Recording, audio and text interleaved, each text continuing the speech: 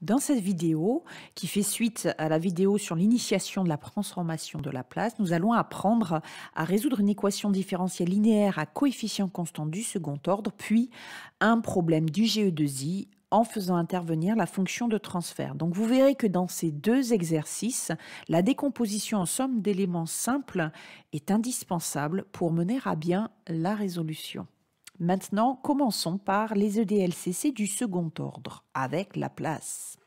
Alors pour cela, nous allons calculer la transformée de Laplace de cette équation différentielle.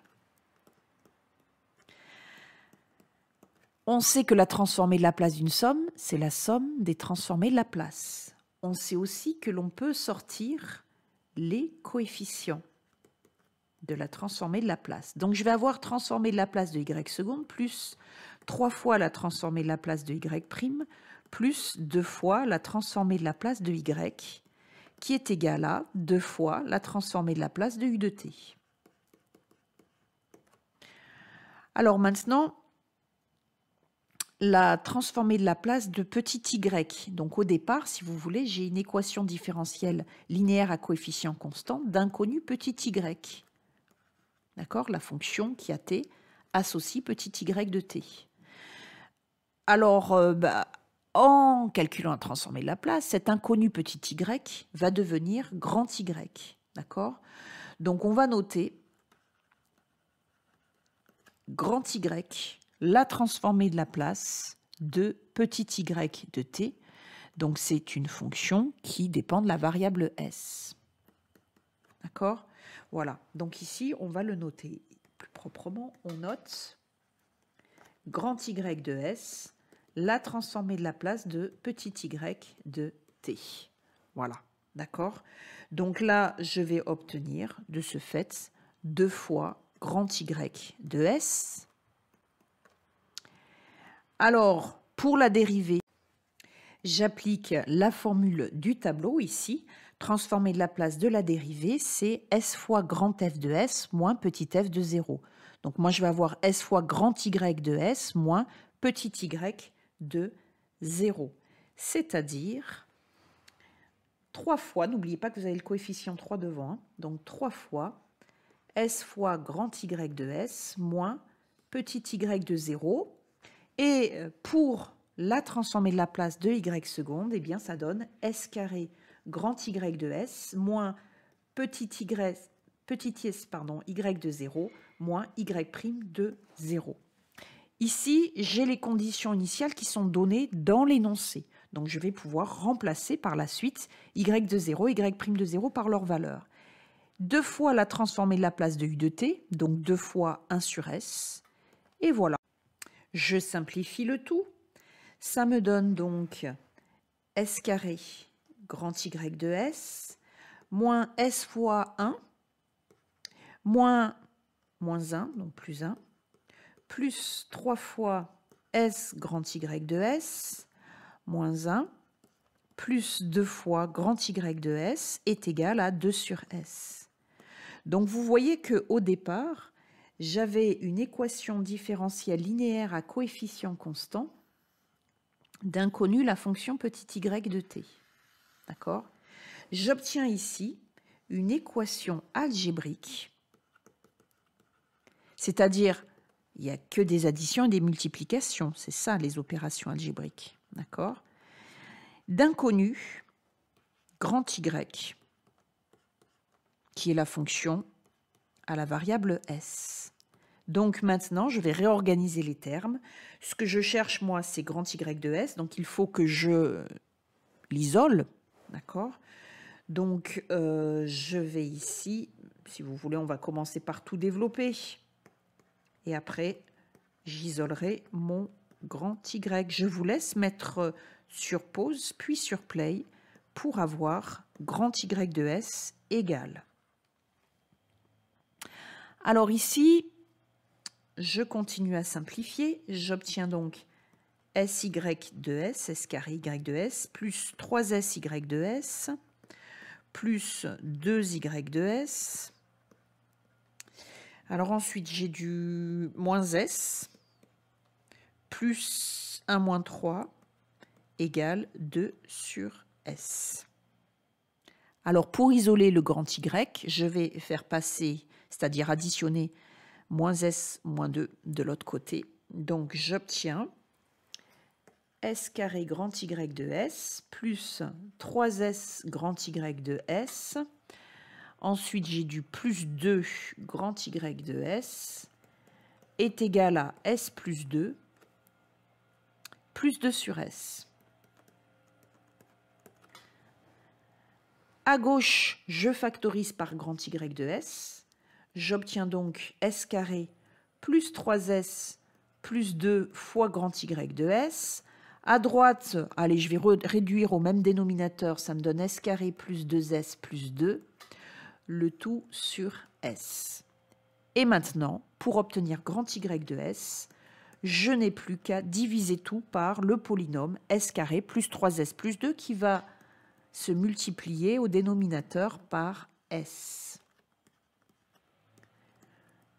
Et maintenant, je cherche, maintenant que j'ai grand Y, je cherche petit y de t. Petit y de t, c'est quoi? Eh bien, c'est la transformée de la place inverse de grand Y. Donc, je cherche la transformée de la place inverse de cette grosse fraction ici. Je regarde dans le tableau.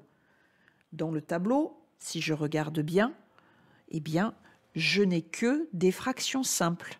1 sur S au cube, d'accord, puissance ce que je veux. Donc, en fait, 1 sur S plus A ici, d'accord. Donc, en fait, ma grosse fraction, je dois donc la décomposer en somme d'éléments simples. Alors, ici, je vous rappelle les différentes étapes, mais nous n'allons pas les rédiger comme nous l'avions fait dans le chapitre de mathématiques précédent, puisque maintenant, nous avons d'autres chats à fouetter. Il faut après calculer la transformée de la place inverse de Y, donc nous allons droit au but. Alors déjà, vous rappelez les premières étapes, il faut d'abord chercher à factoriser le dénominateur. Donc ici, on a un polynôme de degré 2. Donc soit vous cherchez deux têtes, racine évidente et vous factorisez, soit vous faites un delta. Donc moi ici, je vois qu'il y a une racine évidente, moins 1. D'accord? Donc je vais pouvoir factoriser par S plus 1. Et comme ici, j'ai plus 2, le coefficient, et là j'ai S carré, donc je vais forcément avoir S plus 2. D'accord? Voilà, donc ensuite, deuxième étape, est-ce que la fraction, on peut la réduire? Autrement dit, est-ce qu'il y a des facteurs communs au dénominateur et dénominateur? Ou racines communes? Alors, 0 n'annule pas le numérateur, moins 1 non plus, et moins 2 non plus. Donc, cette fraction est irréductible. A-t-elle une partie entière? Au numérateur, le degré de A est 2, le degré de B est 3, donc il n'y a pas de partie entière. Donc ici, grand Y est irréductible sans partie entière. Nous allons donc la décomposer en somme d'éléments simples. La forme de la décomposition, c'est donc grand Y de S est égal à A sur S plus B sur S plus 1 plus C sur S plus 2. Pour calculer A, il suffit de multiplier Y par S et de remplacer tous les S par 0. Donc, ça va faire au numérateur 2 sur 2. Donc, ça fait 1. Pour calculer maintenant B, on multiplie tout par S plus 1 et on remplace S par moins 1, ce qui fait 1 moins 2 plus 2, donc ça fait 1 au numérateur. Et au dénominateur, ça fait moins 1 fois 1, donc moins 1. Et pour calculer C, il suffit de tout multiplier par S plus 2 et de remplacer S par moins 2, ce qui fait 4 moins 4, 0 plus 2. Donc au numérateur, on va avoir 2. Et au dénominateur, moins 2 fois moins 1, donc 2, ce qui fait 1. Si vous voulez, je vais vous écrire les formules si vous les avez oubliées. Donc, pour calculer A, on multiplie Y par S et on remplace S par 0. Pour calculer B, on multiplie Y par S plus 1 et on remplace S par ce qui annule S plus 1, c'est-à-dire moins 1. Et enfin, pour obtenir C, on multiplie Y par S plus 2 et on remplace S par moins 2. Voilà. Donc maintenant, nous allons pouvoir calculer la transformée de la place inverse de grand Y. Pourquoi? Bien tout simplement parce que nous appliquons la formule de linéarité de la transformation de la place inverse. C'est-à-dire, eh bien, la transformée de la place inverse d'une somme, c'est la somme des transformées de la place inverse. Allez, je vous laisse écrire le résultat.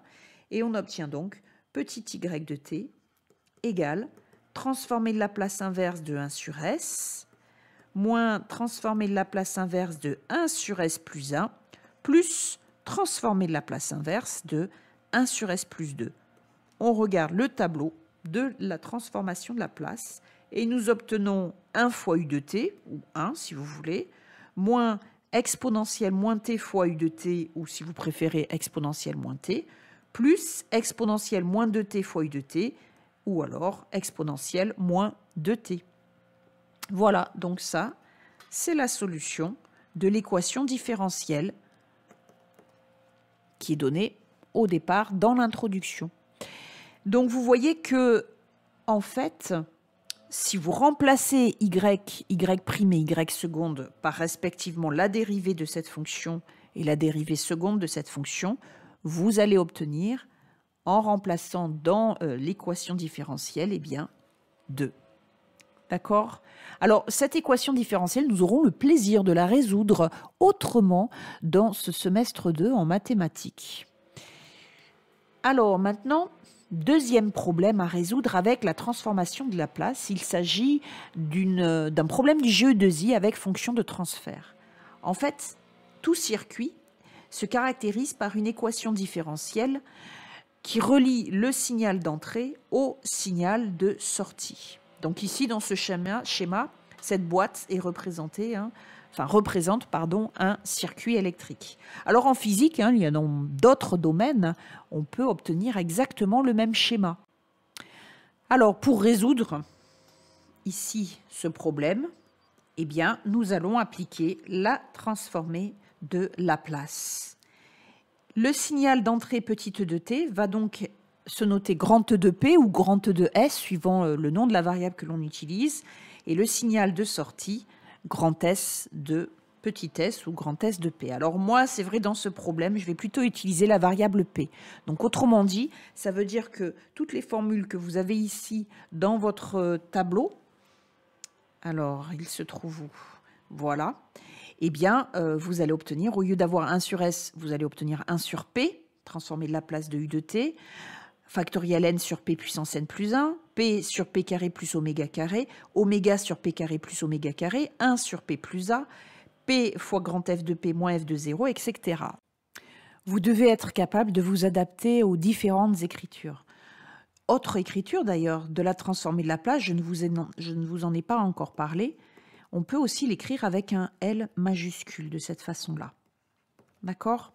Alors, voilà le schéma fonctionnel pour vous expliquer notre problème. Donc ici, vous avez un circuit électrique qui est caractérisé par une équation différentielle reliant le signal d'entrée au signal de sortie. Pour résoudre cette équation différentielle, je vais utiliser la transformée de Laplace. Le signal petit de t devient grand E de P.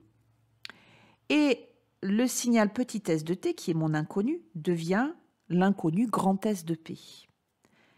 L'équation différentielle reliant petit e et petit s va être caractérisée par une fonction de transfert grand H de P.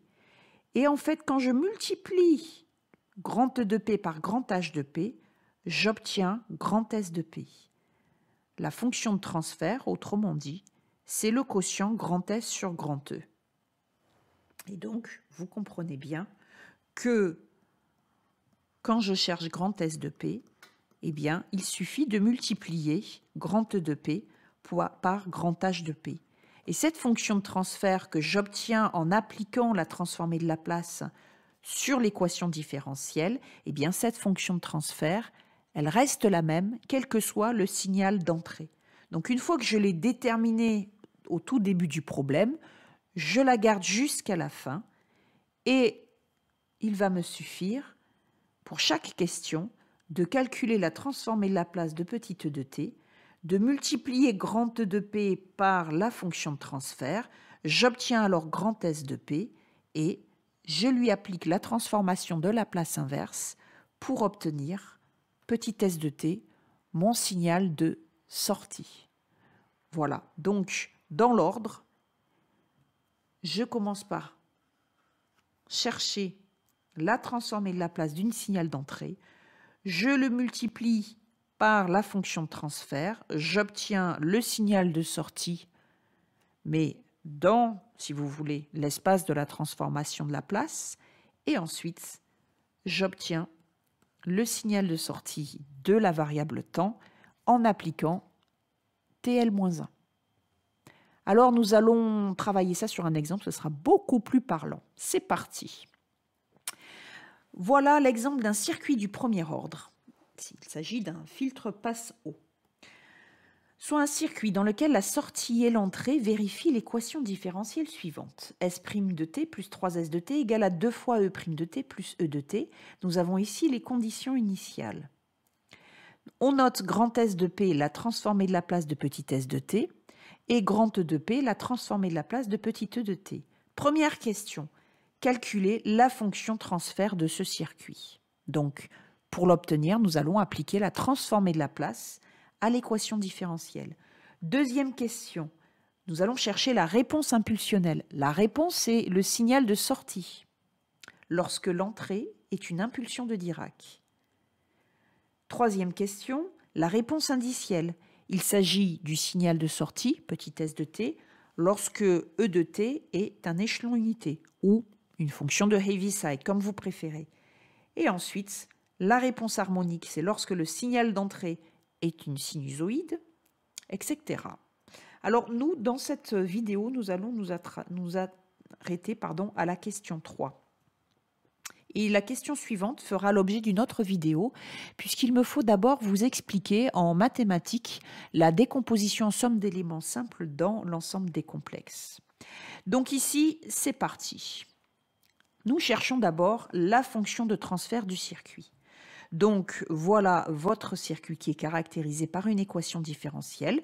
Nous allons calculer la transformée de Laplace de cette équation différentielle. Nous allons obtenir une équation algébrique avec des additions et des multiplications qui va nous permettre de déterminer la fonction de transfert. Je vous laisse mettre sur pause, puis sur play pour avoir le résultat. C'est parti. Donc on applique la transformée de Laplace. On va noter grand S de P, la transformée de Laplace de petit s de t, et grand E de P, la transformée de Laplace de petit e de t. Vous savez que la transformée de Laplace est linéaire, donc ça donne la transformée de Laplace de S' de t plus 3 fois la transformée de Laplace de S de t égale à 2 fois la transformée de Laplace de E' de t plus la transformée de Laplace de E de t. La transformée de Laplace de S de t, c'est facile, c'est grand S de P. La transformée de Laplace de E de t, c'est grand E de P. Et ensuite, on applique la formule du tableau. Transformée de Laplace de S' de t, c'est P fois grand S de P moins petit s de 0. Et la transformée de Laplace de E' de t, c'est P fois grand E de P moins E de 0. Je vous rappelle que dans ce problème, les conditions initiales sont nulles. Autrement dit, le système physique, le circuit, est initialement au repos. C'est ce qui arrivera dans la majeure partie des cas. Donc, S de 0 égale à 0, E de 0 aussi. Nous obtenons donc P grand S de P plus 3 fois grand S de P est égal à 2P grand E de P plus grand E de P. Je vous rappelle que nous cherchons grand H de P, la fonction de transfert qui est donnée par la formule suivante, sortie sur entrée. Donc ici, je vais pour cela factoriser par grand S de P. Je n'ai pas le choix. et ici factorisé par grand E de P. Et maintenant, je vais tout diviser par P plus 3, puis par grand E de P. J'obtiens donc la fonction de transfert de ce circuit. Eh bien, c'est 2P plus 1 sur P plus 3. Voici donc la première question résolue. La fonction de transfert de ce circuit, c'est 2P plus 1 sur P plus 3. D'accord? Alors, maintenant, deuxième question. On vous dit, on appelle réponse impulsionnelle d'un circuit le signal de sortie petit s obtenu lorsque le signal d'entrée petit e est une impulsion de Dirac. Déterminer la réponse impulsionnelle de ce circuit. Donc la réponse d'un système physique, d'un circuit, à un signal d'entrée, c'est le signal de sortie S de t. Donc c'est ça que nous recherchons dans cette question. Et ici, on vous dit que le signal d'entrée, c'est une impulsion de Dirac. C'est petit delta de t. Donc, on calcule la transformée de Laplace. Vous regardez dans le tableau, grand E de P égale à 1. On le multiplie par la fonction de transfert. Pourquoi? Parce qu'on sait que grand H, c'est grand S sur grand E. Donc, grand S va être égal à H fois grand E. D'accord? Donc, on multiplie par grand H, grand E. On obtient grand S de P. Et ensuite, nous n'avons plus qu'à calculer la transformée de Laplace inverse. Donc ici, si vous voulez, on obtient grand E de P égale à 1. On multiplie par la fonction de transfert et on calcule la transformée de Laplace inverse. Et là, malheureusement, on ne tombe pas sur une fraction qui est dans le tableau, donc il va falloir la décomposer en somme d'éléments simples. D'accord? Donc je résume. E de t égale à Dirac. Alors, grand E de P est égal à 1 et grand S de P, c'est grand H fois grand E, c'est-à-dire 2P plus 1 sur P plus 3. Alors, on passe en revue toutes les étapes de la décomposition somme d'éléments simples. Donc, on ne l'écrit pas, hein, on fait de tête. Le dénominateur est déjà factorisé, hein, et P plus 3, c'est un polynôme de degré 1. Ensuite, cette fraction est irréductible, il n'y a pas de facteur commun au numérateur et au dénominateur. Par contre, elle a une partie entière car le degré de A, c'est 1 et le degré de B, c'est 1. Donc, il va falloir effectuer la division euclidienne de 2P plus 1 par 2P plus 3. Allez, je vous laisse mettre sur pause, puis sur play pour avoir la solution. Voilà, donc après avoir posé la division, voilà, nous obtenons donc S, notre fraction, égale à Q plus R sur B. Donc Q, c'est la partie entière. 5 sur P plus 3, il s'agit d'un élément simple, d'une fraction simple, dont on trouve la transformée de Laplace inverse dans le tableau. Donc maintenant, pour obtenir la réponse impulsionnelle, c'est-à-dire la sortie, le signal de sortie, eh bien, il suffit de calculer la transformée de Laplace inverse. Donc 2 fois 1, hein, donc ça fait 2 fois Laplace inverse de 1, moins 5 fois Laplace inverse de 1 sur P plus 3. La réponse impulsionnelle est donc, à vos tableaux, S de t égale 2 fois Dirac moins 5 fois exponentielle moins 3t fois u de t ou exponentielle moins 3t, tout simplement en notation abusive. Alors voilà le résultat obtenu. Donc première étape, on écrit le signal d'entrée, on calcule sa transformée de Laplace, on multiplie par la fonction de transfert du circuit, puis on décompose en somme d'éléments simples et on calcule la transformée de Laplace inverse de chaque élément simple. Voilà, la réponse impulsionnelle est ici. Alors maintenant, Troisième question, quelle est la réponse indicielle? Eh bien, on vous dit, c'est lorsque le signal d'entrée, est un échelon unité, ou la fonction de Heaviside. D'accord? Donc ici, E de t égale à U de t. Vous allez calculer grand E de P, multiplié par la fonction de transfert, décomposer en somme d'éléments simples la fraction fonction obtenue, puis calculer sa transformée de Laplace inverse. Je vous laisse mettre sur pause, puis sur play, pour avoir la solution. Donc ici, la solution, grand E de P, c'est 1 sur P. On multiplie par grand H, ça fait 2P plus 1 sur P facteur de P plus 3. On décompose en somme d'éléments simples, donc on passe en revue toutes les étapes. Première étape, le dénominateur est déjà factorisé. Deuxième étape, la fraction est irréductible puisqu'il n'y a pas de facteur commun ou pas de racine commune, si vous voulez, entre le dénominateur et le numérateur et le dénominateur. Cette fraction n'a pas de partie entière. Le degré de A, c'est 1, le degré de B, c'est 2. Donc, on écrit la forme de la décomposition A sur P plus B sur P plus 3. On peut calculer A de tête. Pour cela, on multiplie par P, puis on remplace P par 0. Donc, ça va faire 1 sur 3. Donc, A, c'est 1 tiers. Et pour B, on multiplie par P plus 3 et on remplace P par moins 3. Au numérateur, ça fait moins 6 plus 1, ça fait moins 5. Et au dénominateur, moins 3, donc 5 tiers. Il ne reste plus qu'à calculer la transformée de Laplace inverse.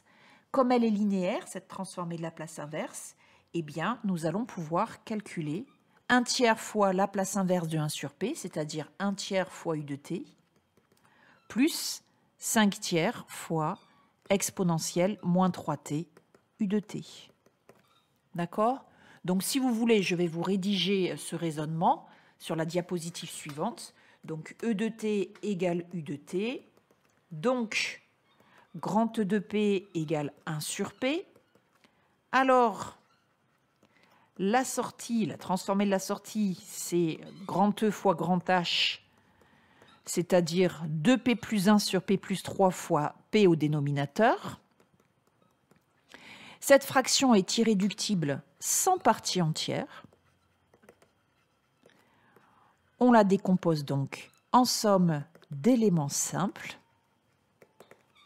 Donc grand S de P, c'est égal à 2P plus 1 sur P facteur de P plus 3, qui s'écrit A sur P plus B sur P plus 3. Après, vous calculez de tête, ou si vous voulez, je vous rappelle comment on obtient le résultat. A, c'est P grand S de P quand P égale à 0. Donc, si vous voulez, c'est 2P plus 1 sur P plus 3 quand P égale à 0, ce qui donne 1 tiers. B, c'est P plus 3 fois grand S de P quand P égale à moins 3. Donc, ça donne la fraction 2P plus 1 sur P quand P égale à moins 3, ce qui fait 5 tiers. Nous obtenons donc que grand S de P est égal à 1 tiers fois 1 sur P plus 5 tiers fois 1 sur P plus 3. Et on n'a plus qu'à calculer la transformée de Laplace inverse pour obtenir la réponse indicielle. Donc voilà la réponse indicielle. C'est 1 tiers fois U de t, ou 1 tiers fois 1 en notation abusive, plus 5 tiers fois exponentielle moins 3t fois U de t. Si on le souhaite, on peut factoriser par U de t ou grand phi de t. Ça dépend de la notation que l'on utilise. La réponse indicielle du circuit est donc S de t égale, on va factoriser par 1 tiers, 1 moins exponentielle moins 3t fois U de t. Voilà, cette vidéo est maintenant terminée. Pour avoir la réponse des questions suivantes, il faudra attendre quelques semaines, le temps qu'on finisse en mathématiques la décomposition en somme d'éléments simples d'une fraction à racine complexe conjuguée. À bientôt et au revoir.